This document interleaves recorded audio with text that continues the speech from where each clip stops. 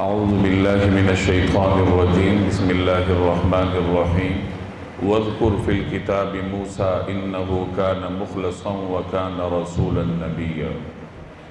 یہاں سے حضرت موسیٰ علیہ السلام اور حضرت ہارون علیہ السلام کا ذکر شروع ہو رہا ہے۔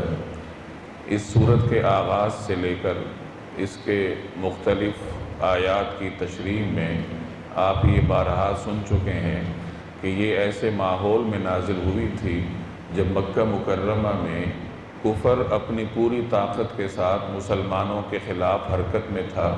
قریش مکہ کی بھرپور کوشش تھی کہ جیسے بھی ہو مسلمانوں کو اس دین میں داخل ہونے سے روکا جائے۔ وہ ہر ممکن طریقے سے ہر حربہ آزما رہے تھے، جسمانی تشدد سے بھی دریغ نہیں کرتے تھے، مسلمانوں کی معیشت کو نقصان پہنچانے کی فکر میں رہتے تھے۔ جو مسلمان کوئی محنت مزدوری کرتے تھے تو رؤسائے قریش ان سے کام کروا کر ان کو اجرت دینے میں ٹال مٹول سے کام لیتے تھے۔ جو تجارت کرتے تھے ان کی تجارت کو نقصان پہنچانے کی فکر کرتے تھے۔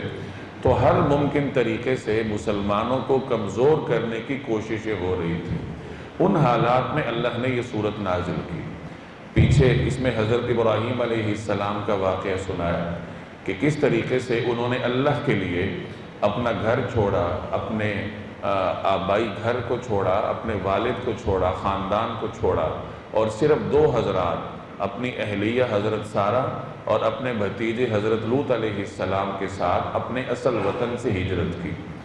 اور پھر آگے آپ نے پڑھا کہ جب انہوں نے اللہ کے لیے اتنی بڑی قربانی دی تو اللہ کے لیے تو کوئی بھی قربانی دی جائے وہ انسان کو فائدہ ہی دیتی ہے۔ یہاں تو قربانی دینے والے ابو الانبیاء خلیل اللہ حضرت ابراہیم علیہ السلام ہیں، اور قربانی اتنی بڑی ہے کہ گھر بار چھوڑ رہے ہیں۔ تو اللہ نے ان کو نتیجہ یہ دیا، اس قربانی کا ثمرہ یہ دیا کہ اولاد ایسے عطا فرمائی جن کی نسل میں اللہ نے نبوت کو جاری کی کہ اللہ کے لیے اگر خاندان کو چھوڑا ہے تو اس کا متبادل اللہ نے ایسا خاندان عطا کیا ہے جس میں مختلف افراد اللہ کے برگزیدہ انبیاء ہیں۔ یہ واقعہ مسلمانوں کو سنایا گیا کہ اگر تم لوگوں کو بھی اللہ کے لیے گھر چھوڑنا پڑ جائے اور اپنا خاندان چھوڑنا پڑ جائے تو فکر کرنے کی ضرورت نہیں ہے، کیونکہ اللہ اس کا بہترین متبادل آپ کو عطا کرے گا۔ اب یہاں حضرت موسیٰ علیہ السلام کا واقعہ سنایا جا رہا ہے۔ حضرت موسیٰ علیہ السلام نے بھی اپنی قوم کے ہاتھوں سخت تکالیف برداشت کی تھی۔ ہجرت پر ہجرت کی انہوں نے، پہلے نبوت ملنے سے پہلے انہوں نے اپنا گھر چھوڑا، اپنا وطن چھوڑا، مدین تشریف لے گئے، اور سفر بھی ان کا بڑا دشوار گزار تھا جس کی تفصیلات اگلے سورہ طٰہٰ میں آئیں گی۔ اور پھر جب اللہ نے انہیں پیغمبر بنا کر مبعوث فرمایا تو واپس مصر آنے کا حکم ہوا۔ فرعون کے دربار میں کلمہ حق کہنے کا حکم تھا۔ اب یہ کوئی آسان کام نہیں تھا۔ ان تمام مشکلات کو سیدنا موسیٰ علیہ السلام نے برداشت کیا۔ تو مسلمانوں کو یہاں یہ واقعہ بھی سنایا جا رہا ہے کہ اپنی مخاطب قوم کے ہاتھوں اگر تکالیف برداشت کرنا پڑ رہی ہیں تو یہ کوئی نئی بات نہیں ہے، اس سے پہلے بھی اہل حق کو یہ مشکلات درپیش رہی تھی۔ تو گویا کہ اس صورت کا ہر واقعہ آپ اگر اس زمانے کے ماحول کے تناظر میں دیکھیں تو پھر اس کی صحیح افادیت سمجھ میں آتی ہے کہ کس طریقے سے اللہ تبارک و تعالی نے مسلمانوں کو ایک پیغام دیا۔ براہ راست اس وقت جو وحی کے مخاطب مسلمان تھے ان کو، اور ان کے واسطے سے پھر قیامت تک کے آنے والے مسلمانوں کو یہ پیغام دیا جا رہا ہے کہ دین کے لیے مشکلات برداشت کرنی پڑتی ہیں، اور جب ایک دفعہ آدمی اللہ کا نام لے کر دین کے لیے مشکلات برداشت کرنے کے راستے پر قدم رکھ دے تو پھر آگے اللہ اس کے لیے اس سفر کو آسان کر دیتا ہے۔ وَالَّذِينَ جَاهَدُوا فِي اللَّهِ لَنَهْدِيَنَّهُمْ سُبُلَنَا۔ اللہ کا اعلان ہے قرآن کریم میں کہ جو لوگ اللہ کے راستے میں مشکلات برداشت کرتے ہیں، محنت کرتے ہیں، تو ہم ان کو اپنے راستوں کی ہدایت دیتے ہیں۔ اللہ خود فرما رہا ہے کہ جب تم میرے لیے محنت کرو گے، مشقت کرو گے، قربانی دو گے تو پھر تمہارے لیے راستہ آسان کرنا میرا کام ہے۔ اب آج کل آپ سارے حضرات قربانی کر کے آئے ہیں، قربانی کا موسم ہے، چند دن پہلے بقرہ عید گزری ہے۔ اس قربانی کا فلسفہ بھی یہی ہے کہ جیسے آپ نے جانور کے گلے پر 10 ذی الحج کو چھری پھیری ہے، تو اگلے سال 10 ذی الحج تک پورا سال اللہ کے حکم سے آپ کی جو بھی خواہش تصادم رکھے، متصادم ہو، اس خواہش کو ذبح کرنا ہے۔ اگر یہ جذبہ، یہ اسپرٹ ہمارے اندر پیدا ہو جائے تو پھر اس قربانی کا تادیر فائدہ ہے، ورنہ پھر یہ قربانی آپ کو نیکیاں دے دے گی، آپ کو آپ کے نام اعمال میں کچھ وزن پیدا کر دے گی، لیکن قربانی کا جو حقیقی فلسفہ ہے، جو حقیقی مقصد ہے، اس سے ہم محروم رہیں گے۔ قربانی کا حقیقی مقصد کب نصیب ہوگا؟ میں پھر دہراتا ہوں کہ اگلے سال 10 ذی الحج تک جب دوبارہ آپ قربانی کریں گے تو پورا سال ہر لمحے میں جب بھی آپ کی کوئی خواہش دین سے ٹکرائے، خواہ وہ کوئی بھی خواہش ہو، اس کا تعلق گھریلو زندگی سے ہو، سماجی زندگی سے ہو، کاروباری زندگی سے ہو، معاشرتی زندگی سے ہو، خوشی سے ہو، غمی سے ہو، کہیں بھی آپ کی کوئی خواہش دین کے کسی حکم سے ٹکرائے اور آپ وہاں تعویل کرنے لگ جائیں کہ یہ مستحب ہی تو ہے، یہ سنت ہی تو ہے، یہ کون سا فرض ہے، جب وہاں آپ قانون کے چکر میں پڑ جائیں تو اس کا مطلب یہ ہے کہ قربانی کے جذبے سے آپ عاری ہیں۔ صرف فرائض پر ہی عمل نہیں کیا جاتا بلکہ مستحبات پر بھی عمل ہوتا ہے، واجبات پر بھی عمل ہوتا ہے، اللہ کے ہر حکم پر اور جناب رسول اللہ صلی اللہ علیہ وسلم کی ہر سنت پر عمل کیا جاتا ہے۔ ایسا نہیں ہوتا کہ اگر کسی سنت پر عمل کرنا مشکل ہو جائے تو وہاں آپ تعویلیں کرنے لگ جائیں کہ یہ کوئی فرض تو نہیں ہے، یہ ہمارے اوپر کوئی لازم تو نہیں ہے۔ تو اگر اس چکر میں آپ پڑ گئے تو پھر اس کا مطلب ہے کہ قربانی کی روح آپ کے اندر نہیں آئی۔ قربانی کی روح تو فرض تو یہ قربانی بھی نہیں ہے جو آپ جانور کے گلے پر چھری پھیرتے ہیں، یہ کوئی فرض تو نہیں ہے۔ اگر کوئی نہ کرے تو وہ فرض چھوڑنے کا گنہگار تو نہیں ہوتا، لیکن یہاں بڑی دلچسپی دکھائی جاتی ہے۔ دلچسپی دکھانے میں لاشعوری طور پر ایک مقصد یہ بھی کار فرما ہوتا ہے کہ نہیں کروں گا تو لوگ کیا کہیں گے۔ اسی طرح چونکہ سال میں ایک دفعہ ہوتی ہے، مختلف فیکٹرز یہاں کار فرما ہیں، اس لیے لوگ اس عبادت میں بڑی دلچسپی لیتے ہیں، لاکھوں روپے خرچ کرتے ہیں، سارا کچھ کرتے ہیں کہ سال میں ایک دفعہ ہوتا ہے۔ اور پھر چونکہ اس عمل کو کرنے میں کوئی مشکل نہیں ہوتی، مالی مشکل تو ہوتی ہے لیکن سماجی مشکل نہیں ہوتی، بلکہ سماج میں آپ کا شملہ اور بلند ہو جاتا ہے تو لوگ کرتے ہیں۔ اسی طرح ایک مستحب عمل ہے کہ جو آدمی قربانی کرتا ہے تو یکم ذی الحج کے بعد سے وہ ناخن نہ کاٹے، بال نہ کاٹے۔ ہمارے مسلمان بڑے شوق سے اس پہ عمل کرتے ہیں، اس میں بھی کہیں نہ کہیں لاشعوری طور پر ہماری نفس کو طمانینت پہنچتی ہے، ورنہ سارا سال حکم ہے داڑھی نہ کاٹنے کا، مونچھیں کاٹنے کا، اور بہت سارے احکامات ہیں بالوں کے بارے میں جن کا ہم خیال نہیں کرتے لیکن یہاں آ کر خیال کرتے ہیں۔ تو اچھی بات ہے کہ کم از کم کچھ عرصے کے لیے صحیح لیکن ہم سنت پر عمل کرنے کا جذبہ اپنے اندر پیدا کریں، لیکن اس کا حقیقی فائدہ اس وقت ہوگا جب آپ اس کو دیر پا کر دیں۔ دیر پا کرنے کا مطلب کہ پورے سال پر محیط کر دیں، کہ آپ کی زندگی کا کوئی لمحہ ایسا نہ ہو جس میں سنت کی خلاف ورزی ہو رہی ہو یا دین کے کسی حکم کی خلاف ورزی ہو رہی ہو۔ تو بہرحال ان واقعات کو سنانے کا مقصد بھی یہ ہے کہ دین کے لیے کچھ کر گزرنے کا جذبہ ہمارے اندر پیدا ہو۔ وَاذْكُرْ فِي الْكِتَابِ مُوسَىٰ، اور اس کتاب میں موسیٰ علیہ السلام کا بھی تذکرہ کیجئے، إِنَّهُ كَانَ مُخْلَصًا، بے شک وہ اللہ کے چنے ہوئے بندے تھے، وَكَانَ رَسُولًا نَبِيًّا، اور رسول اور نبی تھے، وَنَادَيْنَاهُ مِنْ جَانِبِ الطُّورِ الْأَيْمَنِ، اور ہم نے انہیں کوہ طور کی دائیں جانب سے پکارا، وَقَرَّبْنَاهُ نَجِيًّا، اور انہیں اپنا رازدار بنا کر اپنا قرب عطا کیا، وَوَهَبْنَا لَهُ مِنْ رَحْمَتِنَا أَخَاهُ هَارُونَ نَبِيًّا، اور ہم نے ان کے بھائی ہارون کو نبی بنا کر اپنی رحمت سے انہیں عطا کیا۔ حضرت موسیٰ علیہ السلام اور حضرت ہارون علیہ السلام دونوں بھائی تھے۔ حضرت ہارون علیہ السلام بڑے تھے، حضرت موسیٰ علیہ السلام ان سے عمر میں چھوٹے تھے۔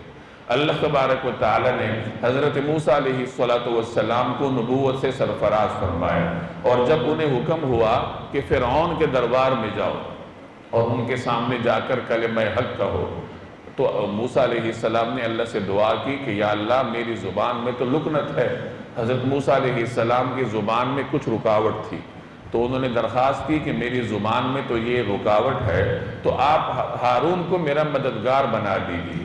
تو اللہ نے حضرت ہارون علیہ السلام کو بھی نبوت سے سرفراز فرمایا۔ علماء فرماتے ہیں کہ دنیا میں انسانیت کی تاریخ میں کسی بھائی نے اپنے بھائی کے لیے ایسی دعا نہیں کی ہوگی جیسے حضرت موسیٰ علیہ السلام نے کی۔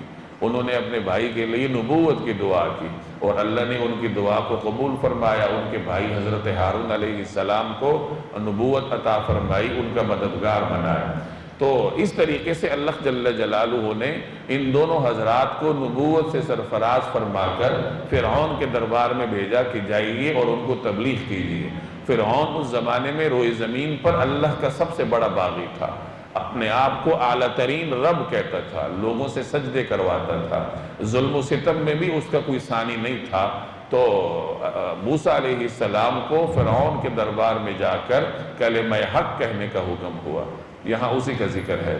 تو فرمایا کہ ہم نے انہیں کوہ طور کی دائیں جانب سے پکارا۔ مدین اور مصر کے درمیان یہ مبارک پہاڑ واقع ہے، آج بھی اس کو کوہ طور کے نام سے پکارا جاتا ہے، اور یہ پوری وادی وادی سینا بابرکت وادی ہے، قرآن کریم بھی اس کا ذکر کرتا ہے۔ تو موسیٰ علیہ السلام جب مدین سے مصر کی طرف آ رہے تھے تو کوہ طور ان کی دائیں جانب تھا، تو اس کا اللہ نے ذکر کیا کہ ہم نے انہیں کوہ طور کی دائیں جانب سے پکارا اور اپنا رازدار بنا کر اپنا قرب عطا کیا۔ مفسرین فرماتے ہیں کہ اللہ نے اپنے اور حضرت موسیٰ علیہ السلام کے درمیان جتنے حجابات اور پردے تھے وہ اٹھا لیے، یہاں تک کہ موسیٰ علیہ السلام لوح محفوظ میں قلم چلنے کی آواز بھی سن رہے تھے۔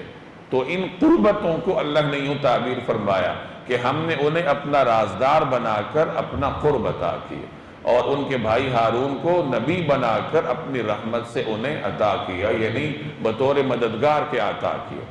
وَاذْكُرْ فِي الْكِتَابِ اسماعیل، اور اس کتاب میں اسماعیل کا بھی تذکرہ کیجئے۔ پیچھے حضرت ابراہیم علیہ السلام کا ذکر ہوا اور ساتھ ہی حضرت اسحاق علیہ السلام کا بھی ذکر ہوا، یہاں حضرت اسماعیل علیہ السلام کا ذکر کیا جا رہا ہے۔ حضرت اسماعیل حضرت ابراہیم کے بڑے بیٹے تھے، اور ان کے 14 برس بعد اللہ نے حضرت ابراہیم کو دوسرا بیٹا حضرت اسحاق عطا کیا۔ یہاں جو حضرات انبیاء علیہ السلام کا ذکر کیا جا رہا ہے وہ زمانی ترتیب سے نہیں ہے، اگر زمانی ترتیب سے ہو تو آگے حضرت ادریس علیہ السلام کا ذکر آ رہا ہے، وہ تو سب سے پہلے گزرے تھے، حضرت نوح علیہ السلام سے بھی پہلے گزرے تھے۔ تو اللہ نے اپنی حکمت کے تحت انبیاء کا ذکر یہاں مختلف مقامات پر بغیر زمانی ترتیب کا لحاظ رکھے فرمایا ہے۔ حضرت اسماعیل علیہ السلام کے بارے میں یہاں فرمایا کہ وہ وعدے کے سچے تھے۔ یوں تو ہر پیغمبر وعدے کا سچا ہوتا ہے، یہاں مختلف انبیاء کے لیے مختلف اوصاف کا ذکر ہے، جیسے ابراہیم علیہ السلام کے لیے صدیق کا وصف مذکور تھا، موسیٰ علیہ السلام کے لیے مخلص چنیدہ کا وصف مذکور ہے، حضرت اسماعیل علیہ السلام کے لیے صادق الوعد کا وصف مذکور ہے۔ یہ تمام اوصاف تمام انبیاء میں تھے، لیکن بطور امتیاز کے کسی وصف کو اللہ نے یہاں کسی خاص پیغمبر کے لیے بیان فرمایا۔ حضرت اسماعیل علیہ السلام میں وعدے کی سچائی بدرجہ اتم موجود تھی، یہاں تک کہ جب انہوں نے چھری کو اپنے سامنے دیکھا تو پھر بھی اپنے وعدے سے پیچھے نہیں ہٹے۔ جب ان کے والد نے ان کے سامنے ذکر کیا کہ میں نے یہ دیکھا ہے کہ میں آپ کو ذبح کر رہا ہوں، فانظر ماذا ترى، اب دیکھ لیجئے کہ آپ کی کیا رائے ہے، آپ کیا کہتے ہیں۔ تو اسماعیل علیہ السلام نے عرض کیا کہ اے ابا جان افعل ما تؤمر، جو آپ کو حکم ہوا ہے آپ کر گزریے، ستجدنی انشاءاللہ من الصابرین، انشاءاللہ آپ مجھے صابرین میں سے پائیں گے، میں صبر کروں گا۔ تو یہ گویا ان کی طرف سے ایک وعدہ تھا کہ آپ اس حکم پر عمل کیجئے، مجھے ذبح کرنا ہے تو کر لیجئے، میں انشاءاللہ صبر کروں گا۔ اس وعدے کو انہوں نے چھری کے نیچے بھی سچا کر دکھایا کہ جب ان کے گلے پر چھری رکھی گئی تو اس وقت بھی وہ اپنے وعدے پر قائم رہے اور صابر شاکر بن کر چھری کے نیچے لیٹے رہے۔ وہ تو اللہ نے پھر اپنی رحمت سے ان کو اس آزمائش سے نکالا اور ان کی جگہ مینڈا بیچ کر ان کا فدیہ دیا۔ تو وہ اس طریقے سے اپنے وعدے میں سچے تھے۔ یہاں مفسرین نے اور بھی کئی واقعات لکھے ہیں حضرت اسماعیل علیہ السلام کے وعدے کی حفاظت کے، ایک روایت بیان کی گئی ہے کہ ایک مرتبہ انہوں نے کسی کے ساتھ وعدہ کیا کسی سے ملنے کا، تو کسی جگہ کی تعیین ہوئی تھی، تو حضرت اسماعیل علیہ السلام وہاں پہنچ گئے، وہ شخص نہ آیا، تو اسماعیل علیہ السلام وہاں 3 دن تک یا مہینے تک اس کا انتظار کرتے رہے اپنے وعدے کو پورا کرنے کے لیے۔ بعینہ ہی یہی واقعہ، اسی قسم کا واقعہ رسول اللہ صلی اللہ علیہ وسلم سے بھی ثابت ہے۔ آپ صلی اللہ علیہ وسلم نے نبوت ملنے سے پہلے جب آپ تجارت فرمایا کرتے تھے تو اس زمانے میں آپ نے کسی کے ساتھ کوئی وعدہ کیا تھا، کوئی جگہ طے ہوئی تھی، تو آپ وہاں تشریف لے گئے، اور جنہوں نے آنا تھا ان کے ذہن میں نہ رہا، 3 دن تک آپ وہاں تشریف فرما رہے اپنے وعدے کو پورا کرنے کے لیے۔ 3 دن کے بعد وہ صاحب وہاں پر آئے تو نبی کریم صلی اللہ علیہ وسلم نے انہیں کوئی ملامت نہیں فرمائی، بلکہ صرف اتنا فرمایا کہ تم نے تو مجھے سخت مشکل میں ڈال دی۔ تو یہ وعدے کی حفاظت ہے۔ رسول اللہ صلی اللہ علیہ وسلم کثرت سے جمعے کے خطبے میں یہ جملہ ارشاد فرمایا کرتے تھے، یا اپنے خطبات میں یہ جملہ ارشاد فرماتے تھے، لا ایمان لمن لا امانت لہ ولا دین لمن لا وعد لہ، کہ اس شخص کے ایمان کا کوئی اعتبار نہیں ہے جس میں امانت داری نہیں، اور اس شخص کے دین کا کوئی اعتبار نہیں ہے جو وعدے کا پاس نہیں کرتا۔ اور یہی 2 صفات اپنانے کی آج ہمیں حد درجے کی ضرورت ہے۔ امانت داری ہمارے اندر نہیں ہے۔ امانت داری کا صرف یہ مطلب نہیں ہے کہ کسی نے آپ کے پاس پیسے رکھوائے اور آپ اس کی حفاظت کر کے اس کو لوٹا دیں۔ امانت داری کا مطلب یہ ہے کہ جس وقت آپ کی جو ذمہ داری ہو اس ذمہ داری کو نبھانا، یہ امانت داری ہے۔ سب سے بنیادی ذمہ داری بطور مسلمان کے ہم پر عائد ہوتی ہے، ان ذمہ داریوں کو نبھانا۔ پھر بیٹے کے طور پر آپ کی کچھ ذمہ داری ہوگی، والد کے طور پر کچھ ذمہ داری ہوگی، بھائی کے طور پر، شوہر کے طور پر کچھ ذمہ داری ہوگی۔ کسی جگہ آپ ملازمت کرتے ہیں، 8 گھنٹوں کی تنخواہ لیتے ہیں، اس کی کچھ ذمہ داری آپ کے اوپر ہوگی۔ کہیں آپ تجارت کرتے ہیں تو تاجر کے طور پر کوئی ذمہ داری ہوگی۔ تو جس وقت آپ کی جو بھی ذمہ داری ہو اس ذمہ داری کو پورے طریقے سے ادا کرنا، یہ امانت کہلاتا ہے، اور یہ امانت کا حقیقی اور وسیع مفہوم ہے۔ گویا کہ مسلمان ایک ذمہ دار شخص ہوتا ہے، وہ کسی بھی لمحے غیر ذمہ داری کا مظاہرہ نہیں کر سکتا۔ آپ کسی بھی لمحے کہیں پر بھی ہوں تو کسی نہ کسی حیثیت سے آپ کے اوپر کوئی ذمہ داری ہوتی ہے۔ گھر میں الگ ذمہ داریاں ہیں، یہاں مسجد میں الگ ذمہ داریاں ہوں گی، آپ اپنی ملازمت کی جگہ ہوں گے وہاں الگ ذمہ داریاں ہوں گی، بازار کی الگ ذمہ داریاں ہیں۔ تو جس وقت آپ جہاں کہیں ہیں تو اس ماحول کی جو ذمہ داری آپ کے اوپر ہے اس ذمہ داری کو پورا کرنا، یہ امانت ہے۔ اب ہمیں خود سوچنا ہے کہ آیا ہمارے اندر امانت کا مفہوم پایا جاتا ہے؟ کیا ہم ساری ذمہ داریاں پوری کرتے ہیں؟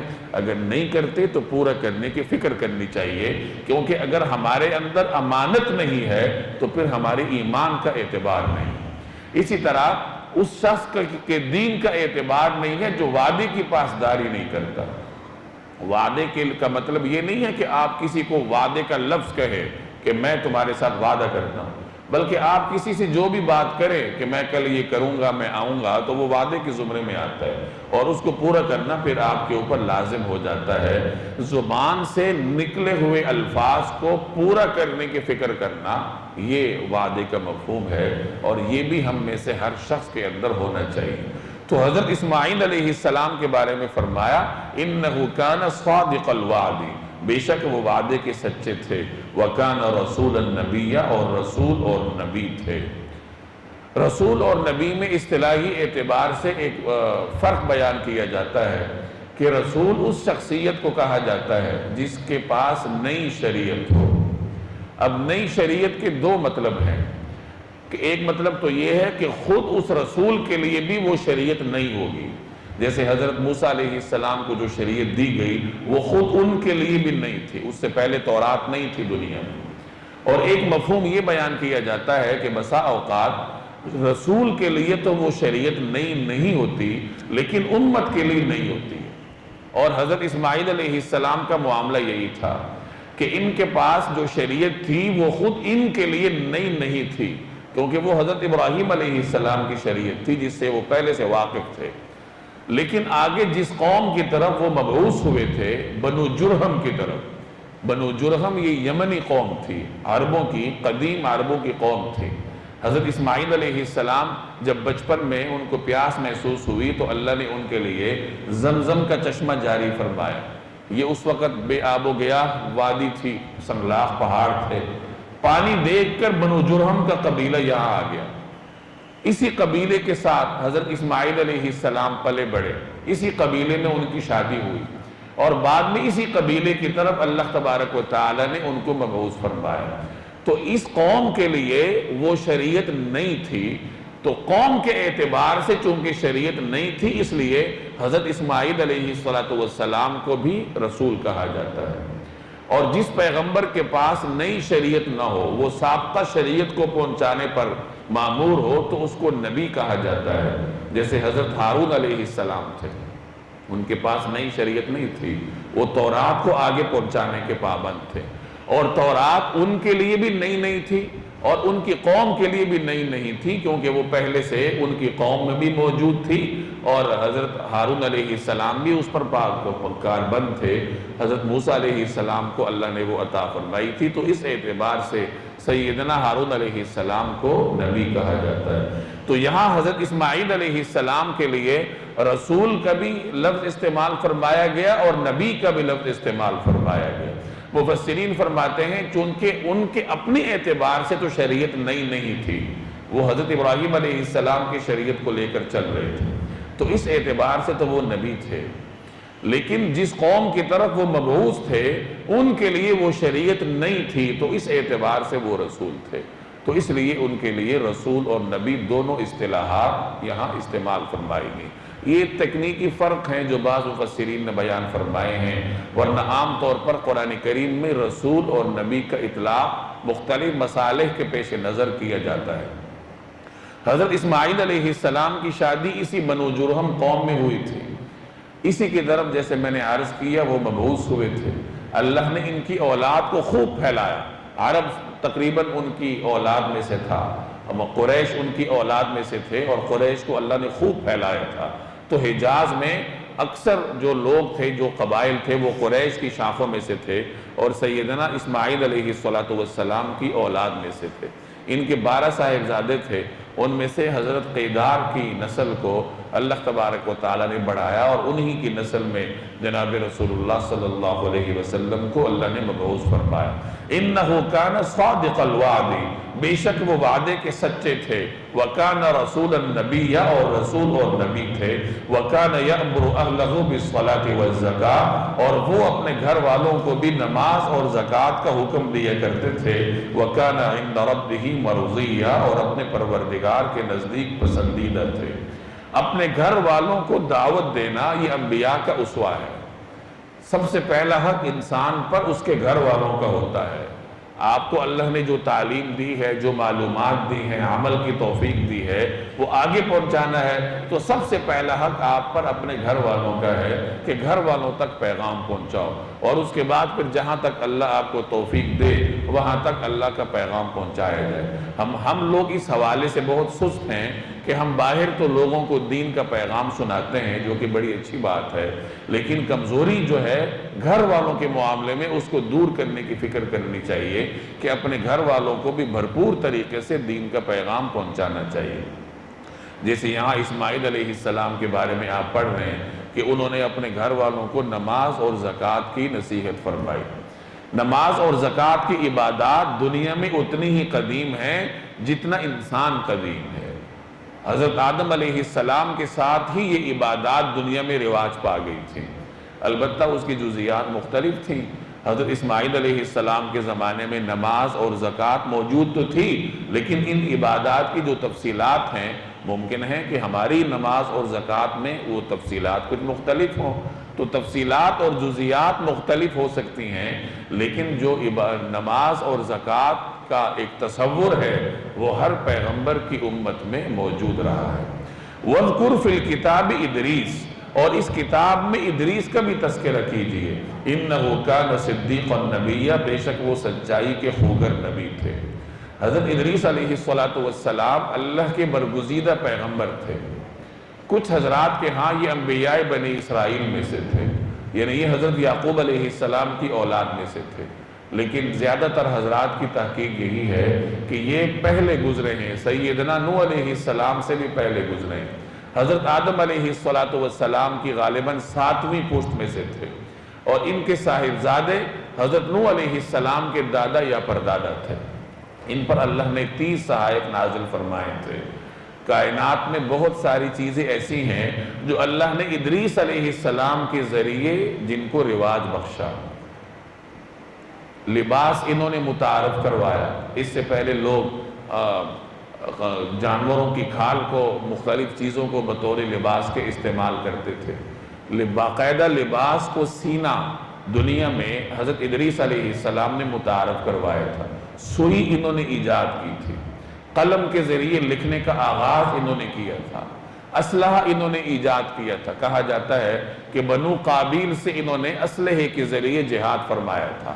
اسلحے کے موجد یہ ہیں۔ علم ریاضی ان کے ذریعے اللہ نے دنیا میں متعارف کروایا۔ علم حساب اور علم فلکیات، یہ 2 علوم بطور معجزے کے اللہ تبارک و تعالی نے حضرت ادریس علیہ السلام کو عطا فرمائے تھے۔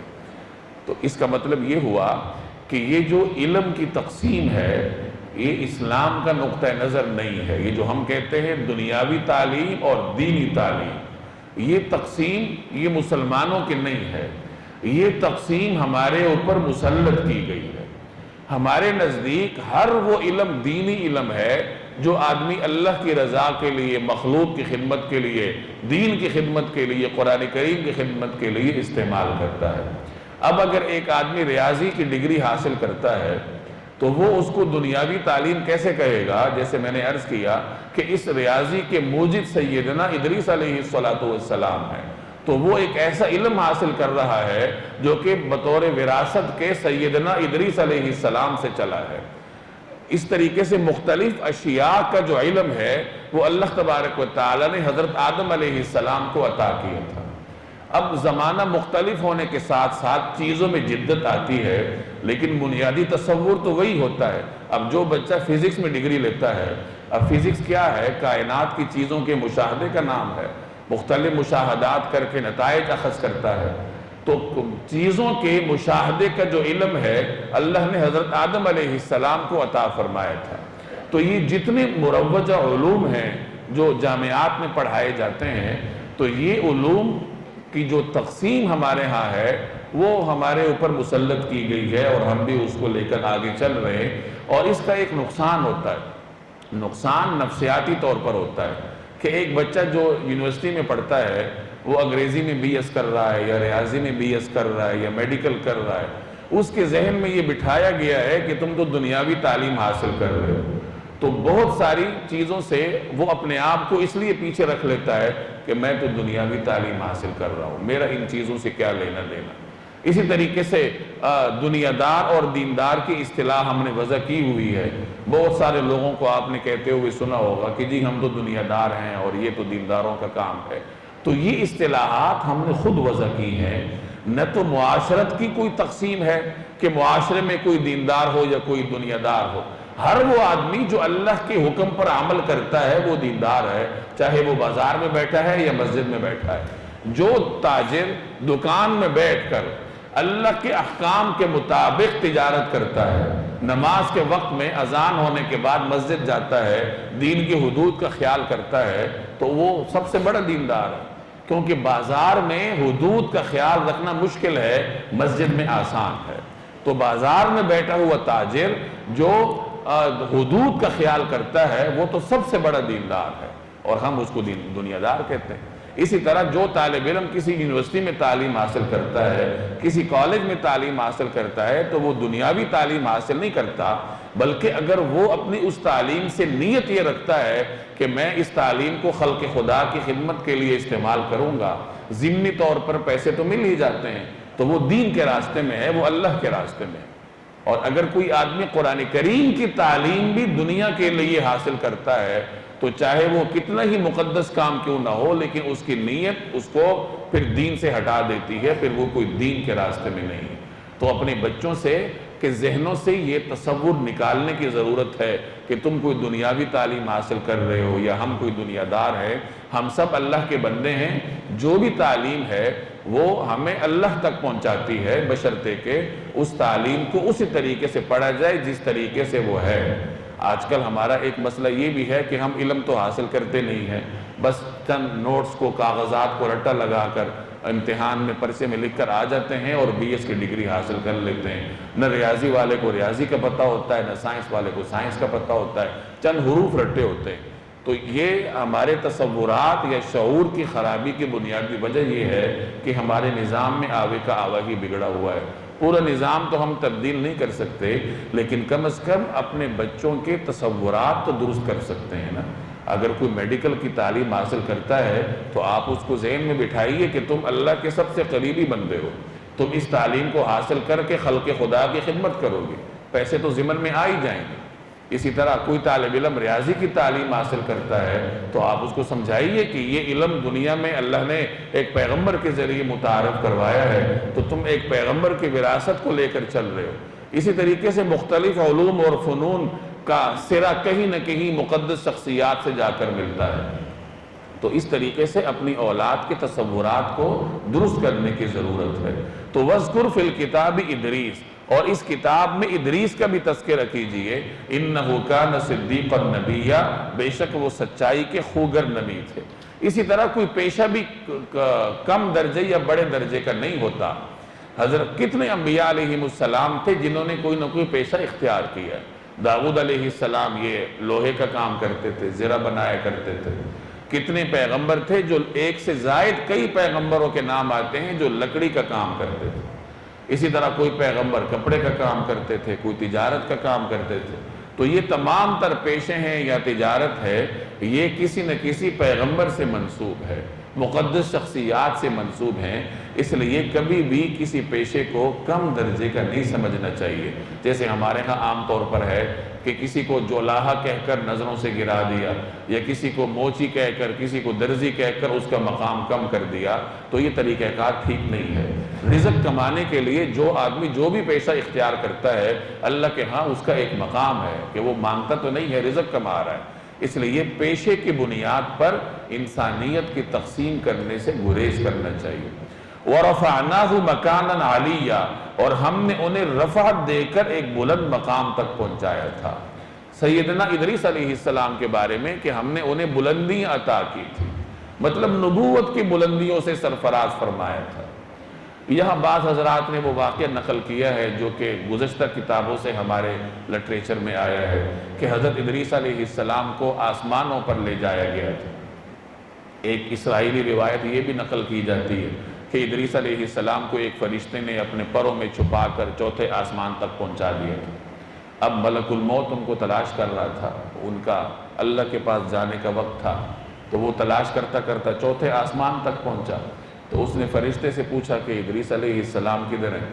تو مجھے تو یہاں ان کی روح قبض کرنے کا حکم ہے. تو فرشتے نے اپنے پروں کو کھولا تو ادریس علیہ السلام وہاں موجود تھے، تو ان کی روح وہاں قبض ہوئی. تو یہ بہرحال کہانیاں ہیں جو گزشتہ کتابوں سے ہمارے لٹریچر میں آئی ہیں. اتنی بات ثابت ہے کہ ادریس علیہ السلام اللہ کے برگزیدہ پیغمبر ہیں، اور اتنی بات بھی ثابت ہے کہ چوتھے آسمان پر ان کا قیام ہے. جیسے رسول اللہ صلی اللہ علیہ وسلم جب معراج کے سفر میں تشریف لے گئے تھے تو مختلف آسمانوں پر مختلف انبیاء علیہ السلام سے آپ کی ملاقات ہوئی تھی. تو اس روایت میں مذکور ہے کہ چوتھے آسمان پر جناب رسول اللہ صلی اللہ علیہ وسلم کی ملاقات حضرت ادریس علیہ السلام سے ہوئی تھی. اولئک الذین انعم اللہ علیہم من النبیین من ذریۃ آدم، آدم کی اولاد میں سے یہ وہ نبی ہیں جن پر اللہ نے انعام فرمایا تھا. وَمِمَّنْ حَمَلْنَا مَعَ نُوحٍ، اور ان میں سے کچھ ان لوگوں کی اولاد میں سے ہیں جن کو ہم نے نوح کے ساتھ سوار کیا تھا. حضرت نوح علیہ السلام کے ساتھ جو لوگ سوار تھے صرف وہی لوگ اس زمانے میں بچے تھے، باقی تو سارے لوگ سیلاب کی نظر ہو گئے تھے.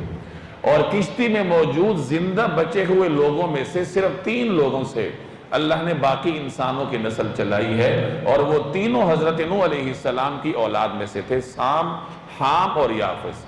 ان تینوں سے اللہ نے پھر آگے نسل انسانی کو چلایا ہے۔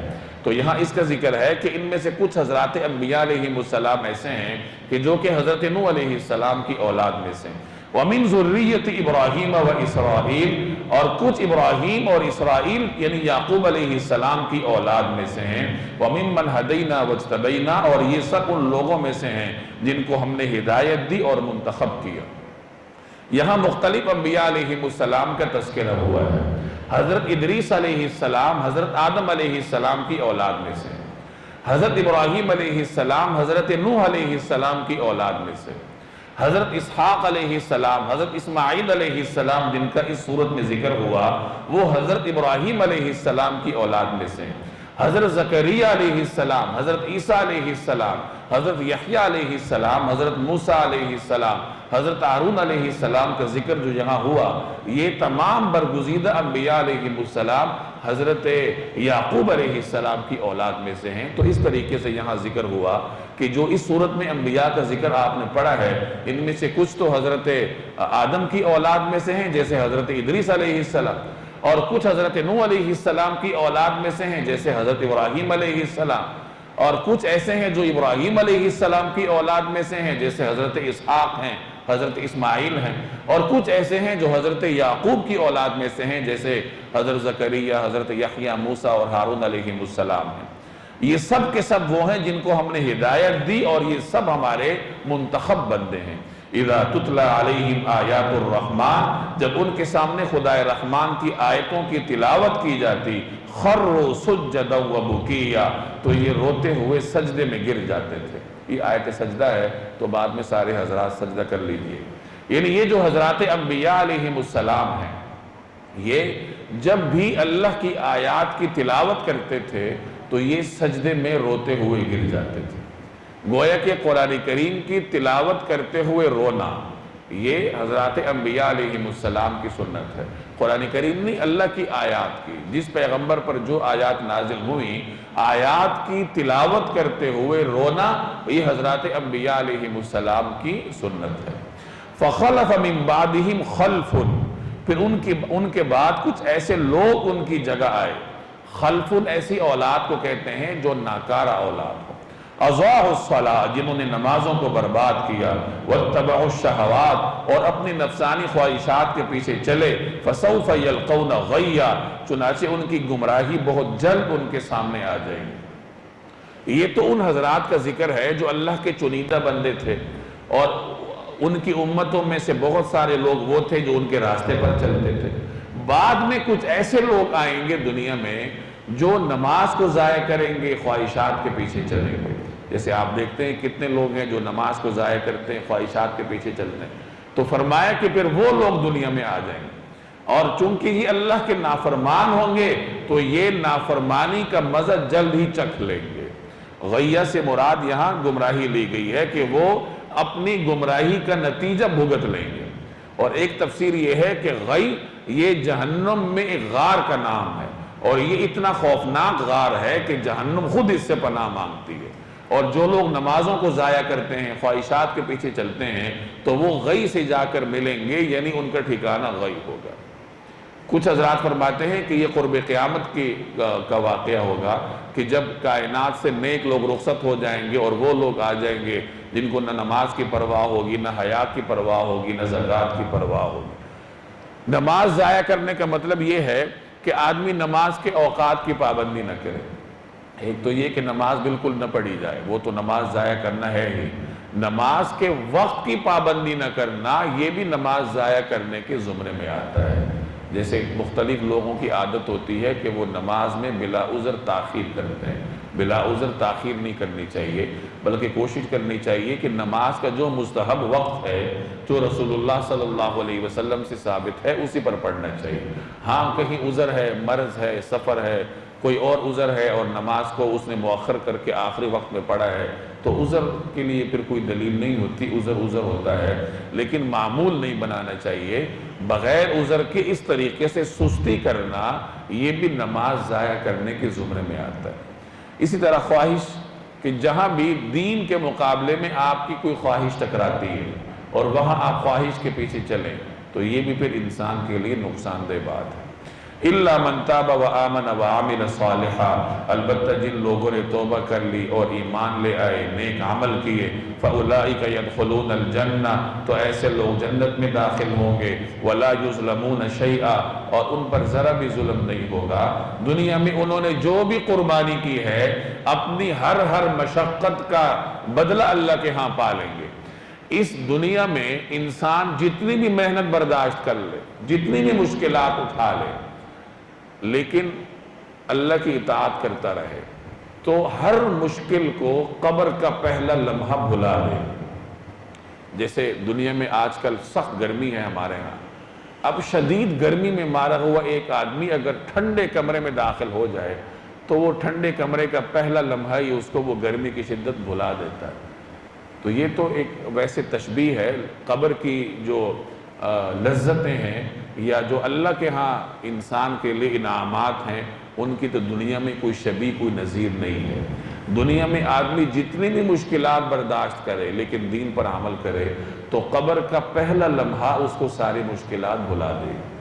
اور دنیا میں آدمی جتنی بھی عیاشی میں رہے، جتنی بھی عیاشی کر لے، لیکن اگر وہ اللہ کا نافرمان ہے تو قبر کا پہلا لمحہ اتنا تکلیف والا ہوگا کہ اس کو ساری عیاشیاں دنیا کی 60 سالہ بھول جائیں گی۔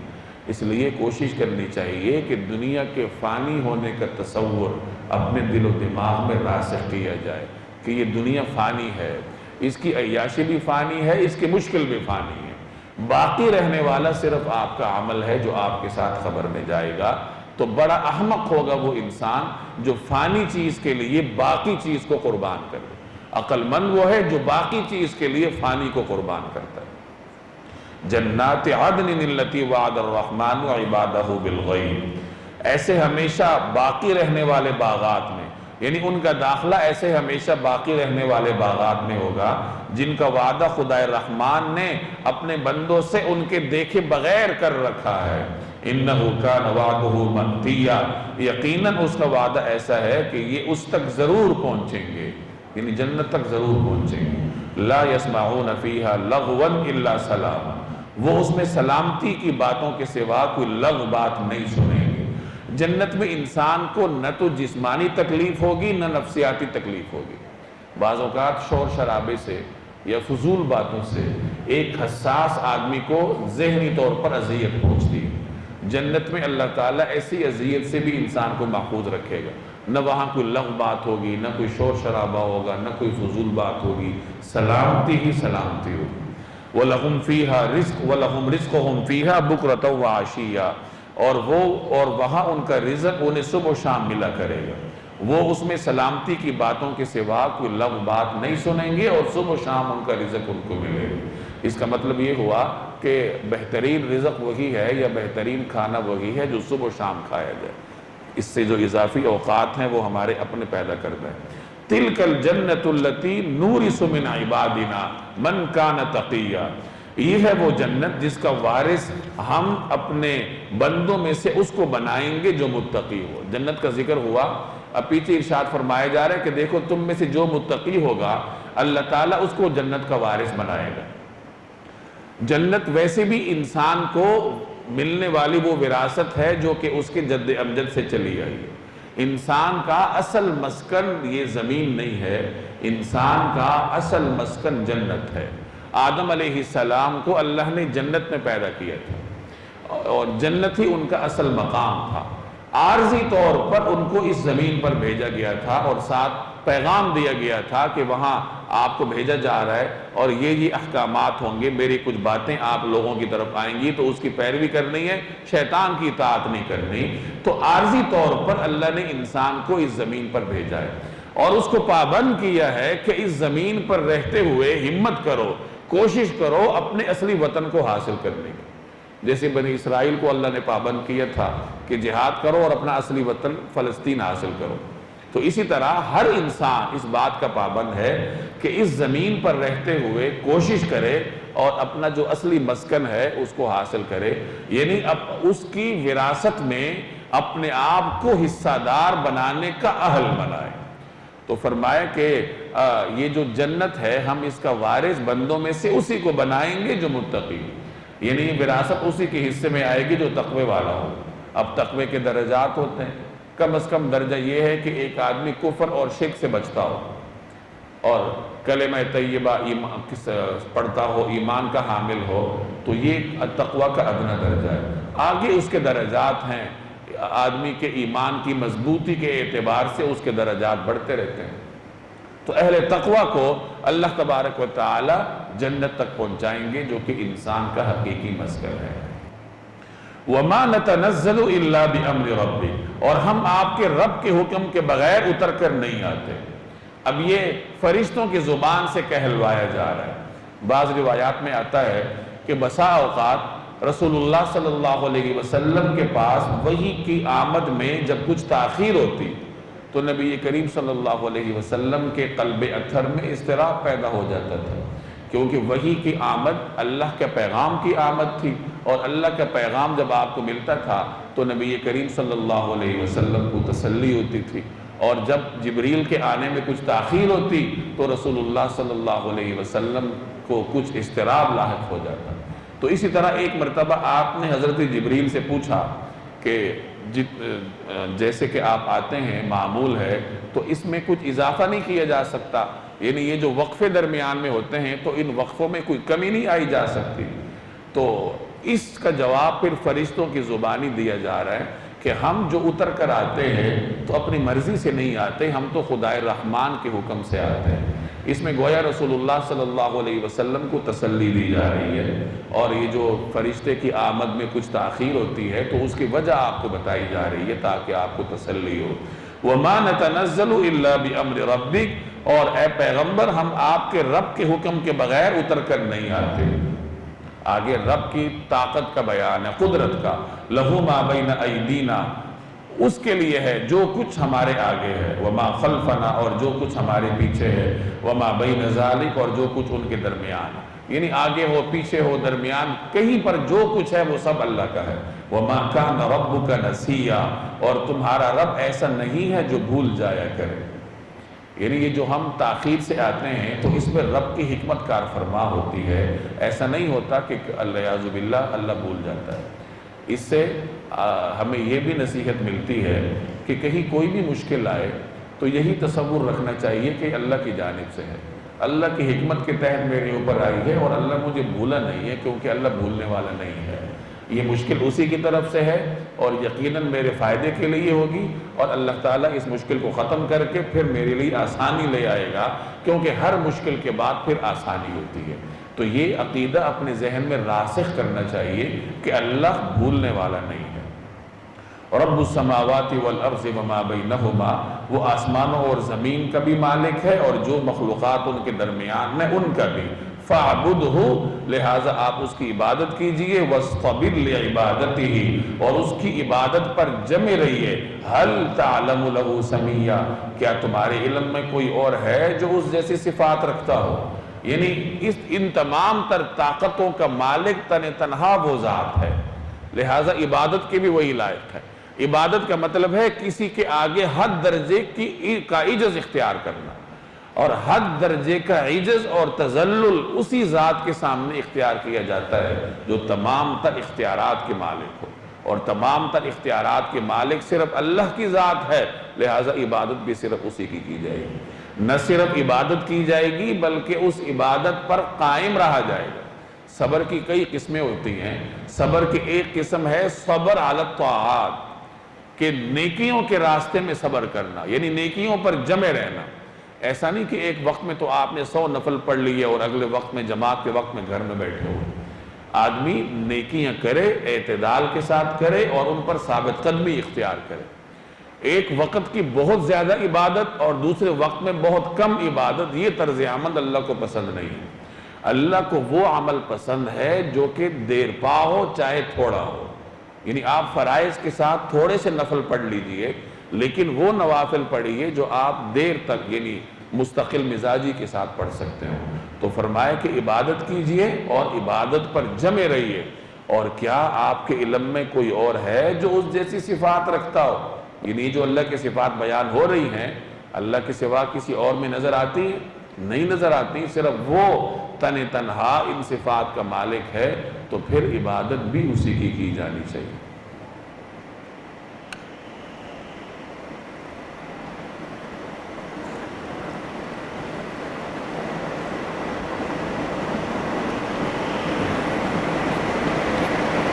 آج انہوں نے آپ کو سموسے نہیں دیے کہ آپ نے بہت سارے گوشت کھایا ہوگا، تو چلیں یہ میٹھا کھا کر ذرا ذائقہ تبدیل کر لیں۔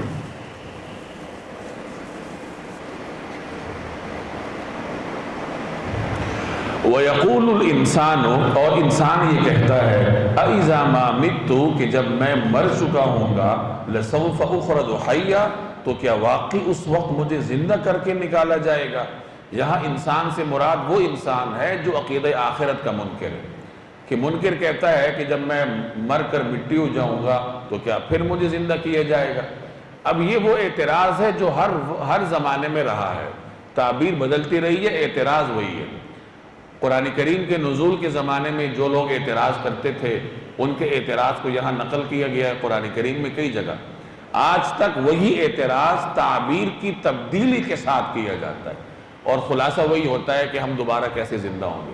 تو یہاں اللہ اسی کا ذکر کر رہا ہے کہ یہ منکر انسان کہتا ہے کہ جب میں مر جاؤں گا، مٹی مٹی ہو جاؤں گا، تو پھر مجھے زندہ کیا جائے گا۔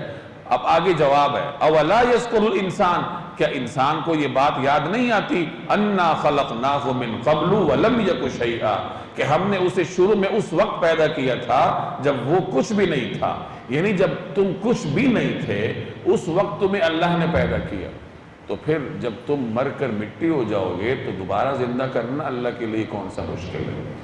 اب یہ وہ جواب ہے جو کہ اس زمانے میں ایک عام بدو کے سمجھنے کے لیے بھی کافی تھا، اور اسی جواب میں تھوڑی سی تکنیکی باتیں شامل کر کے آپ آج کے ملحد کو بھی کہہ سکتے ہیں۔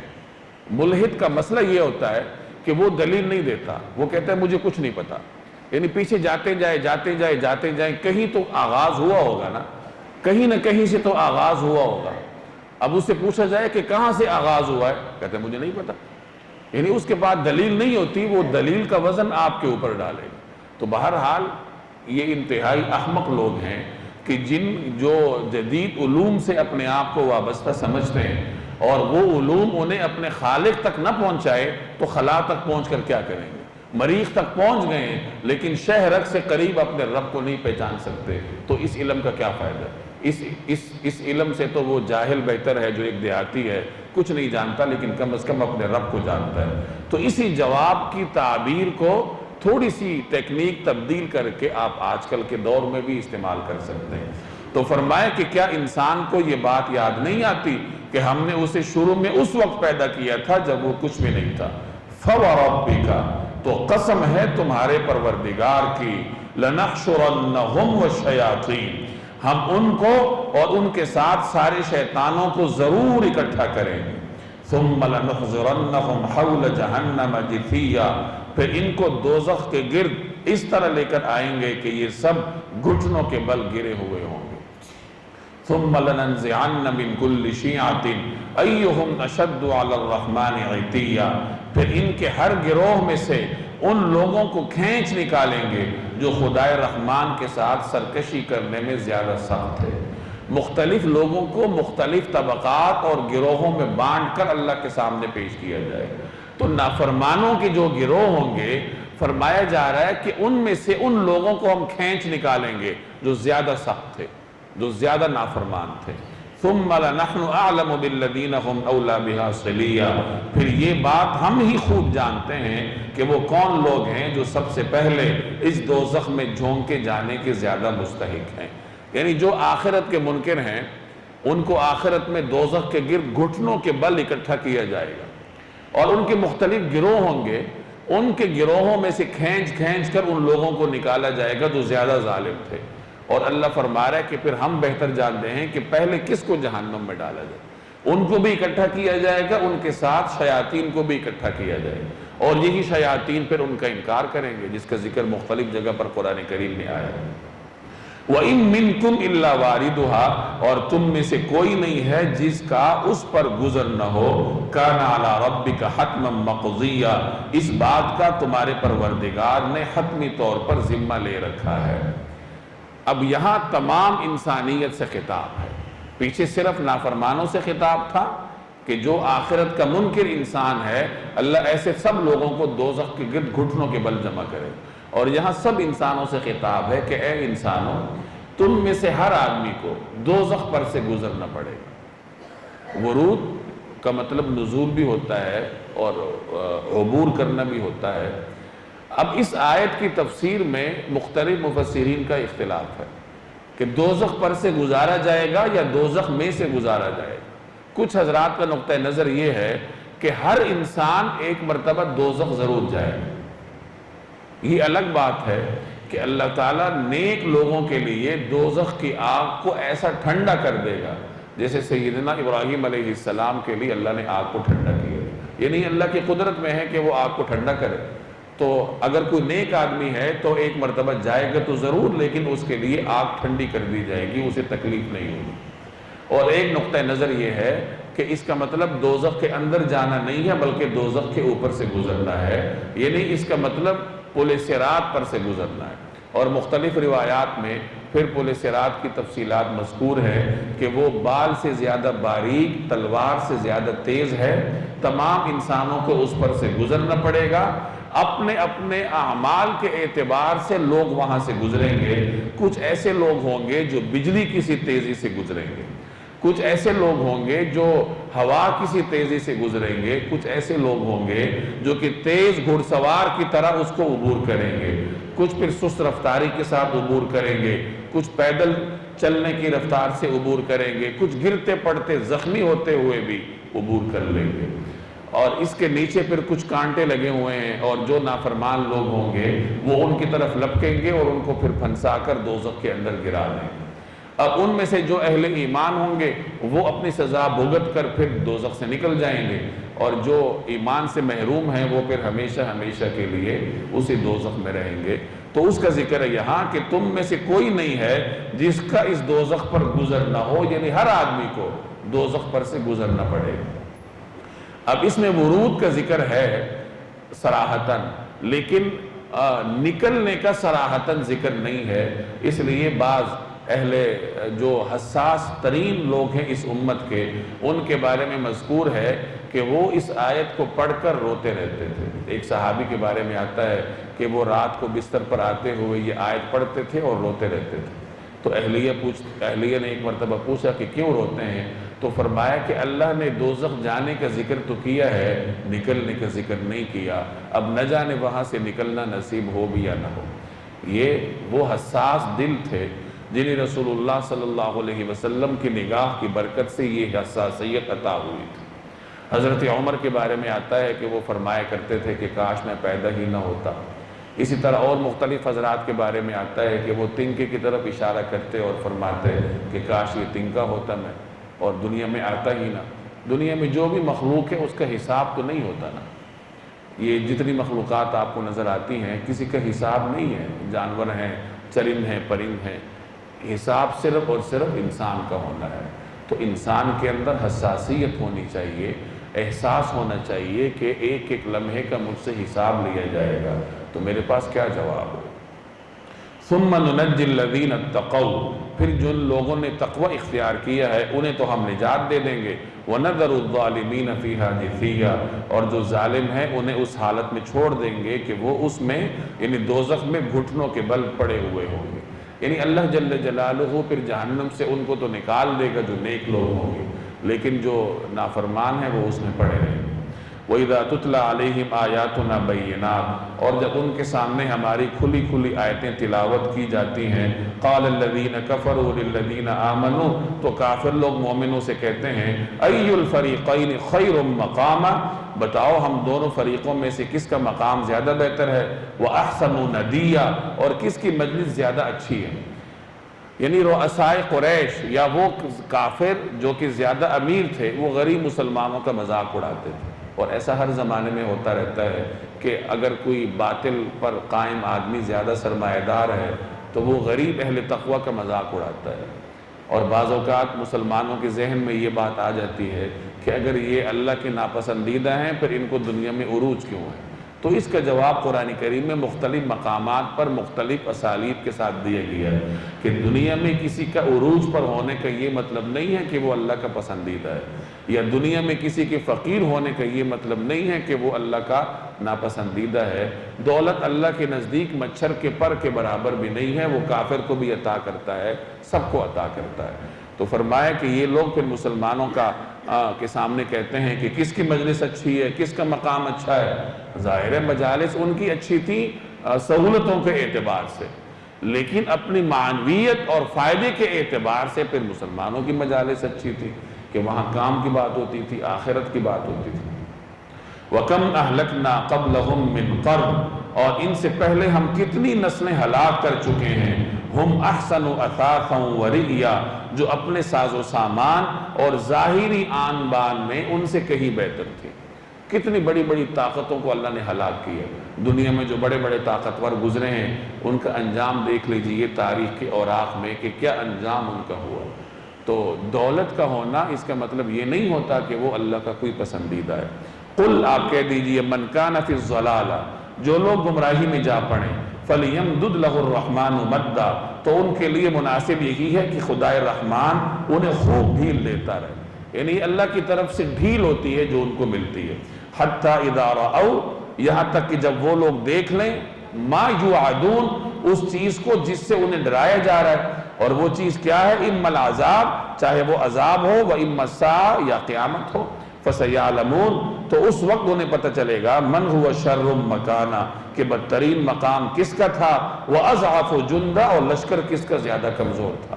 یہ اسی بات کا تسلسل ہے کہ یہ آج اہل ایمان کو طعنہ دیتے ہیں کہ ہماری مجلس اچھی ہے، ہماری فوج اچھی ہے، تو جب یہ موت کو اپنے سامنے دیکھیں گے تو پھر ان کو پتہ چلے گا کہ کس کی مجلس اچھی تھی اور کس کی مجلس بری تھی۔ وَيَزِيدُ اللَّهُ الَّذِينَ اهْتَدَوْا هُدًى، اور جن لوگوں نے سیدھا راستہ اختیار کر لیا ہے اللہ ان کو ہدایت میں اور ترقی دیتا ہے۔ وَالْبَاقِيَاتُ الصَّالِحَاتُ خَيْرٌ عِنْدَ رَبِّكَ ثَوَابًا، اور جو نیک عمل باقی رہنے والے ہیں ان کا بدلہ بھی تمہارے پروردگار کی یہاں بہتر ملے گا۔ وَخَيْرٌ مَرَدًّا، اور ان کا انجام بھی بہتر ہوگا۔ باقیات صالحات سے مراد نیک اعمال ہیں، جتنے بھی نیک اعمال ہیں یہ تمام باقی رہنے والے ہیں، اور دنیا کی جو چیزیں ہیں وہ سب ختم ہو جانے والی ہیں۔ تو فرمایا کہ یہ جو تمہارے نیک اعمال ہیں یہ تمہارے حق میں بہتر ہیں۔ أَفَرَأَيْتَ الَّذِي كَفَرَ بِآيَاتِنَا، بھلا کیا آپ نے دیکھا اس شخص کو جس نے ہماری آیتوں کو ماننے سے انکار کیا ہے، وقال، اور یہ کہا ہے، لَأُوتَيَنَّ مَالًا وَوَلَدًا، کہ مجھے مال اور اولاد ضرور ملیں گے۔ بعض روایات میں آتا ہے کہ اس آیت کا ایک خاص شان نزول ہے۔ حضرت خباب بن ارت رضی اللہ تعالی عنہ یہ قدیم مسلمانوں میں سے ہیں جنہوں نے اولین زمانے میں اسلام قبول کیا تھا۔ یہ لوہے کا کام کرتے تھے۔ ایک مرتبہ ایک قریش کے سردار عاص بن وائل نے ان سے کوئی کام کروایا، اور جب اجرت دینے کی باری آئی تو ٹال مٹول کرنے لگا۔ جیسے میں نے شروع میں عرض کیا کہ مسلمانوں کی معیشت کمزور کرنے کے لیے وہ یہ حربہ اپناتے تھے اس زمانے میں کہ اجرت نہیں دیتے تھے، اور چونکہ وہ طاقتور تھے تو وہ کر گزرتے تھے۔ تو عاص بن وائل اجرت دینے میں ٹال مٹول کرنے لگا، اور اس نے کہا کہ میں اس وقت تک آپ کو اجرت نہیں دوں گا جب تک آپ اس نئے دین کا انکار نہ کرو۔ حضرت خباب نے فرمایا کہ تم مر کر دوبارہ بھی زندہ ہو جاؤ، میں پھر بھی اس دین کو نہیں چھوڑ سکتا۔ یعنی انہوں نے گویا یہ کہا کہ یہ تو ناممکن ہے کہ میں اس دین کو چھوڑوں۔ تو عاص بن وائل مذاق اڑاتے ہوئے کہنے لگا کہ تم مسلمان تو کہتے ہو نا کہ مرنے کے بعد دوبارہ زندگی ہے، تو جب دوبارہ زندگی ہوگی پھر مجھ سے لے لینا، یعنی پھر میں تمہیں دے دوں گا، میرے پاس اس وقت بھی مال ہوگا، اولاد ہوگی، سارا کچھ ہوگا۔ تو قرآن کریم یہاں اس کو جواب دے رہا ہے، یا جو بھی لوگ یہ سمجھتے ہیں کہ آج ہم مالدار ہیں تو آگے بھی ہم مالدار ہوں گے، اور وہ آخرت کی مالداری کو دنیا کی مالداری پر قیاس کرتے ہیں۔ جیسے پیچھے سورہ کہف میں آپ نے پڑھا تھا ان دو لوگوں کا واقعہ، جن میں سے ایک امیر تھا لیکن نافرمان تھا، اور وہ اپنے غریب ساتھی کو مخاطب کر کے کہتا ہے کہ اول تو موت ہے نہیں، اور اگر آ بھی گئی تو مجھے یقین ہے کہ آخرت میں میرے لیے اس سے زیادہ مال ہو۔ تو ایسا تصور رکھنے والوں سے قرآن کریم یہاں مخاطب ہے کہ بھائی دیکھو ان لوگوں کو، ہماری آیتوں کا انکار کرتے ہیں اور کہتے ہیں کہ مجھے آخرت میں بھی مال ضرور ملے گا۔ اطلع الغیب، کیا اس نے عالم غیب میں جھانک کر دیکھ لیا؟ ام اتخذ عند الرحمن عہدا، یا اس نے خدائے رحمان سے کوئی عہد لے رکھا ہے؟ یعنی اسے کیا معلوم کہ آخرت میں اس کے لیے کیا ہے؟ کلا، ہرگز نہیں، سنکتب ما یقول، جو کچھ یہ کہہ رہا ہے ہم اسے بھی لکھ رکھیں گے، وَنَمُدُّ لَهُ مِنَ الْعَذَابِ مَدًّا، اور اس کے عذاب میں اور اضافہ کر دیں گے، وَنَرِثُهُ مَا يَقُولُ، اور جس کا یہ حوالہ دے رہا ہے اس کے وارث ہم ہوں گے۔ یعنی یہ جو مال ہے، تم تو دنیا سے چلے جاؤ گے، اس مال کا مالک اول اور آخر کون ہے؟ اللہ ہے۔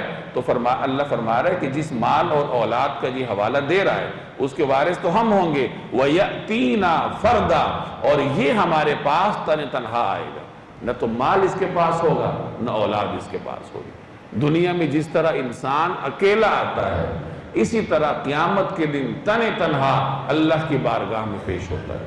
وَاتَّخَذُوا مِن دُونِ اللَّهِ آلِهَةً، اور ان لوگوں نے اللہ کے سوا دوسرے معبود بنا رکھے ہیں، لِيَكُونُوا لَهُمْ عِزًّا، اس لیے تاکہ وہ ان کی پشت پناہی کریں۔ کلا، ہرگز نہیں، سَيَكْفُرُونَ بِعِبَادَتِهِمْ، وہ تو ان کی عبادت ہی کا انکار کر دیں گے، وَيَكُونُونَ عَلَيْهِمْ ضِدًّا، اور الٹے ان کے مخالف ہو جائیں گے۔ آج یہ معبودوں کی پوجا کرتے ہیں کہ کل ان کے کام آئیں۔ قریش مکہ میں سے کچھ لوگ ایسے تھے جو یہ سمجھتے تھے کہ ہمیں آخرت میں پیش ہونا ہے، لیکن وہ یہ تصور رکھتے تھے کہ اگر ہم پیش ہو بھی گئے تو ہمارے یہ بت ہمیں نجات دے دیں گے، یہ ہمیں اللہ کے عذاب سے نجات دے دیں گے۔ تو اللہ فرما رہا ہے کہ ایسا نہیں ہوگا، بلکہ یہ بت خود تمہاری عبادت کا انکار کریں گے۔ چاہے اللہ ان بتوں کو زبان دے، یہ بول کر ان کی عبادت کا انکار کریں یا زبان حال سے انکار کریں، لیکن بہرحال خود ان کے معبود ان کی عبادت سے اللہ کی بارگاہ میں منکر ہو جائیں گے، اور اس سے نفسیاتی طور پر ان کے لیے اذیت بڑھے گی کہ وہ اور پریشان ہوں گے کہ یہ وہ بت ہیں جن کی ہم ساری زندگی عبادت کرتے رہے، اور آج بجائے اس کے کہ ہماری سفارش کرے، یہ ہماری سفارش سے منکر ہو گئے۔ آخری رکوع ختم کر لیں، کیا خیال ہے؟ کاولاؤ نا یار ان کے لیے۔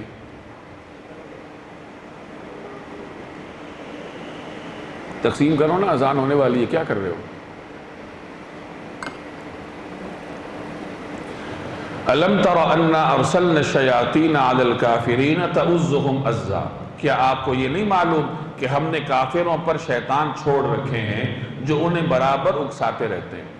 انسان کو اللہ سے دور لے جانے والی کئی چیزیں ہیں۔ بنیادی چیز تو شیطان ہے، بنیادی قوت ہے جو انسان کو اللہ کے راستے سے بھٹکاتا ہے۔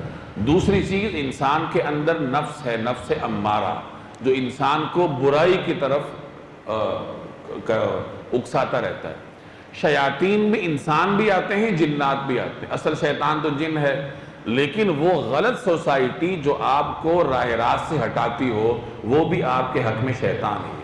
تو اللہ فرما رہا ہے کہ ہم نے کافروں پر شیطان چھوڑ رکھے ہیں۔ شیطان چھوڑ رکھنے کا مطلب کہ اللہ تبارک و تعالی نے انسان کی حفاظت کا جو نظام بنا رکھا ہے، شیاطین سے، مختلف نقصان دہ چیزوں سے، انسان اپنے کرتوتوں سے اس نظام کو ہٹا دیتا ہے، نتیجتاً وہ شیطان کی زد میں براہ راست آ جاتا ہے، بلکہ شیطان کا دوست بن جاتا ہے۔ فَلَا تَعْجَلْ عَلَيْهِمْ، لہٰذا ان کے معاملے میں جلدی نہ کیجئے، إِنَّمَا نَعُدُّ لَهُمْ عَدًّا، ہم تو ان کے لیے گنتی گن رہے ہیں۔ بسا اوقات رسول اللہ صلی اللہ علیہ وسلم کے قلب اطہر میں ایسے لوگوں کے بارے میں خیال ہوتا تھا، یعنی وہ لوگ جو راہ راست پر آنے کے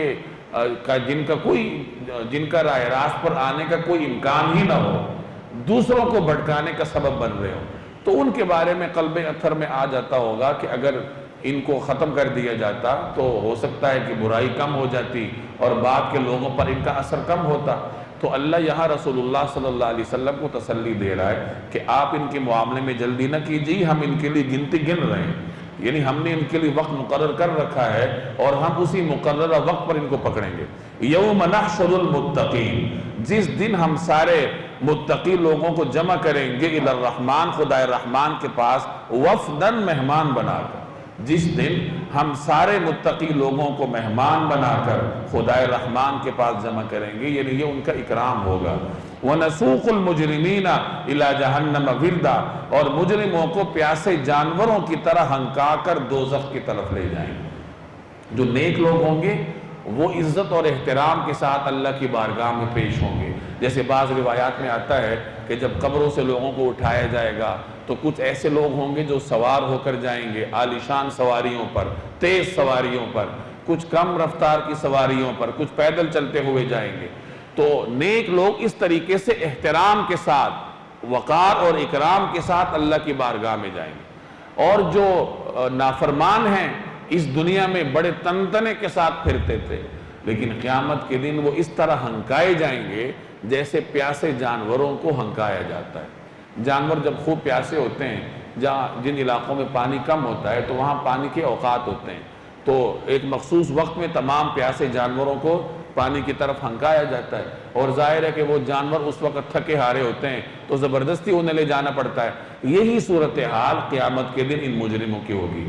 دنیا میں یہ بڑے دبدبے کے ساتھ پھرتے تھے، اللہ کی نافرمانی کرتے تھے، تو قیامت کے دن ان کا یہ حال ہوگا۔ اور اس کے مقابلے میں مومنین چاہے دنیا میں وہ فقیر ہو، مساکین ہو، لیکن قیامت کے دن ان کا یہ پروٹوکول ہوگا کہ بھرپور اکرام کے ساتھ اللہ تبارک و تعالیٰ کی بارگاہ میں پیش ہوں گے، مہمان ہوں گے۔ لا یملکون الشفاعۃ، کسی کو کسی کی سفارش کا اختیار نہیں ہوگا، الا من اتخذ عند الرحمن عہدا، سوائے ان لوگوں کے جنہوں نے خدائے رحمان سے کوئی اجازت حاصل کر لی ہو۔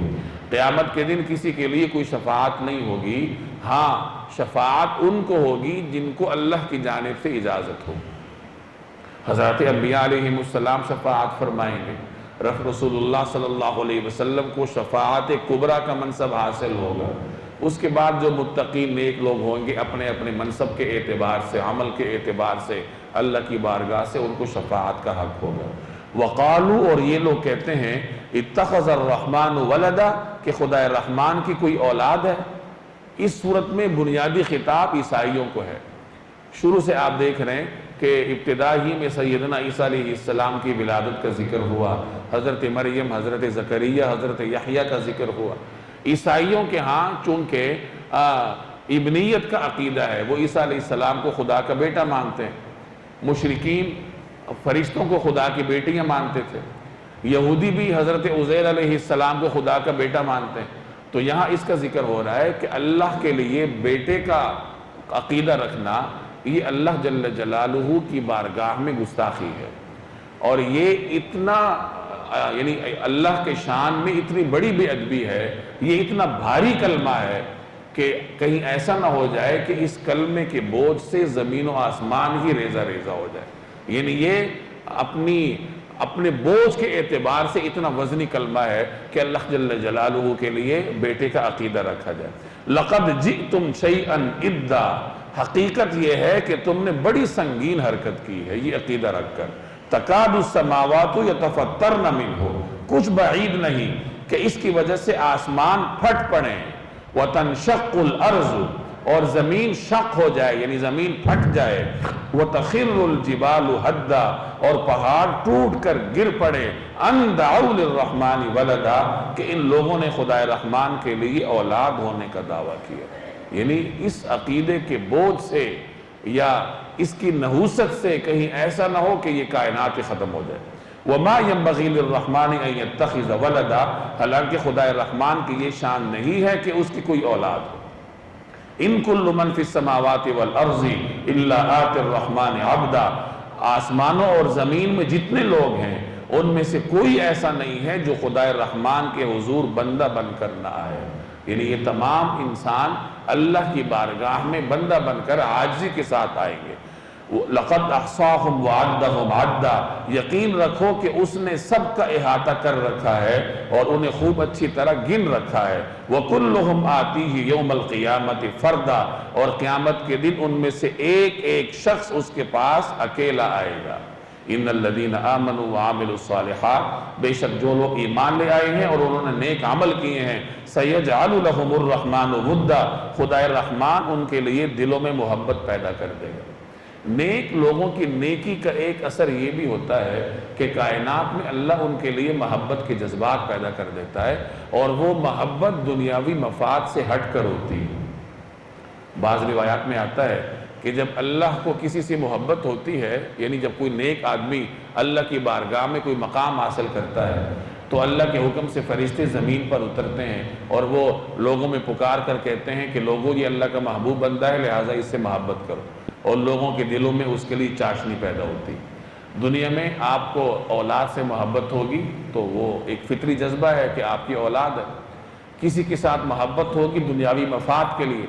یہ جو اولیاء کے ساتھ محبت ہوتی ہے، نیک لوگوں کے ساتھ محبت ہوتی ہے، یہ تو بغیر کسی مفاد کے ہوتی ہے۔ تو یہ اس لیے ہوتی ہے کہ اللہ نے ان کی محبت لوگوں کے دلوں میں پیدا کی ہوتی ہے۔ تو فرمائے کہ اللہ جل جلالہ ان کے لیے دلوں میں محبت پیدا کر دے گا۔ اور اس کا ایک مفہوم یہ بھی بیان کیا گیا ہے کہ اہل ایمان کے لیے آپس میں ایک دوسرے کے لیے قیامت کے دن محبتیں پیدا ہوں گی۔ دنیا میں رہتے ہوئے اگر اہل ایمان آپس میں کچھ کدورتیں بھی پال لیتے ہیں بشری تقاضوں کی وجہ سے، تو قیامت کے دن اللہ وہ کدورتیں ختم کر دے گا اور محبت کے ساتھ ان کو جنت میں داخل کرے گا، آپس میں محبت کے جذبات رکھیں گے۔ فَإِنَّمَا يَسَّرْنَاهُ بِلِسَانِكَ، چنانچہ اے پیغمبر ہم نے اس قرآن کو آپ کی زبان میں آسان بنا دیا ہے، لِتُبَشِّرَ بِهِ الْمُتَّقِينَ، تاکہ آپ اس کے ذریعے متقی لوگوں کو خوشخبری دیں، وَتُنذِرَ بِهِ قَوْمًا لُدًّا، اور اسی کے ذریعے ان لوگوں کو ڈرائیں جو ضد کی وجہ سے جھگڑے پر آمادہ ہیں۔ قرآن کریم عربوں کی زبان پر نازل ہوا، رسول اللہ صلی اللہ علیہ وسلم کی زبان میں نازل ہوا، تو اس طرح اللہ نے آپ کے لیے قرآن کو آسان بنایا۔ آسان کیوں بنایا؟ وجہ آگے بیان فرمائی، تاکہ متقین کو بشارت دی جائے اور جو جھگڑالو قوم ہیں ان کو ڈرایا جائے۔ اس کا یہ مطلب ہوا کہ جو آدمی قرآن کریم سیکھتا ہے، جس کے لیے اللہ قرآن کریم کو آسان کر دیتا ہے، تو اس کا یہ فرض ہے کہ وہ قرآن کریم کی بشارتوں کو اور قرآن کریم میں جو ڈراوے ہیں ان کو آگے بڑھائے، آگے پہنچائے۔ ایک آدمی نیک عمل کرتا ہے، آپ اس کو بشارت دیں کہ اس نیک عمل کے یہ فوائد ہیں اور مزید نیک عمل کرو تمہیں یہ فوائد ملیں گے، تمہیں جنت ملے گی۔ ایک آدمی غلط راستے پر چلتا ہے تو آپ اس کو انذار کا فرض انجام دیں، اس کو ڈرائیں کہ دیکھو اس عمل کا یہ انجام ہے۔ یہ قرآن کریم کا ہمارے اوپر حق ہے جو ہم نے انجام دینا ہے۔ وَكَمْ أَهْلَكْنَا قَبْلَهُمْ مِنْ قَرْنٍ، ان سے پہلے ہم کتنی ہی قوموں کو ہلاک کر چکے ہیں۔ هَلْ تُحِسُّ مِنْهُمْ مِنْ أَحَدٍ، کیا تمہیں ٹٹولنے سے بھی ان میں سے کسی کا کوئی پتہ ملتا ہے؟ او تسمع لهم رکزا، یا ان میں سے کسی کی بھنک بھی تمہیں سنائی دیتی ہے؟ بالکل نہیں دیتی۔ یعنی پہلے کتنی طاقتور اقوام گزری تھی، فرعون تھا، آج اس کا جسم موجود ہے جس حالت میں بھی ہے، تو کیا اس میں کوئی حرکت دکھائی دیتی ہے؟ کوئی آواز کی بھنک اس میں سے آتی ہے؟ وہ جو اس کا تنتنہ تھا کسی زمانے میں، ایک دبدبہ تھا اس کا کوئی اثر اب اس کے اوپر نظر آتا ہے؟ قوم عاد، قوم سمود اپنے وقت کی عظیم قومیں تھیں، آج ان کی عظمت کا کوئی نشان باقی ہے؟ تو اس میں ڈرایا جا رہا ہے کہ دیکھو دنیا میں جو کچھ ہے، تمہارا منصب ہے، تمہاری اولاد ہے، تمہارا مال ہے، یہ سب کچھ فانی ہے، اور اس کے اوپر دار و مدار مت رکھو، تمہارے ساتھ قبر تک نہیں جائے گا۔ مدار اگر رکھنا ہے تو نیکیوں پر رکھو، اسی نے تمہارے ساتھ قبر میں جانا۔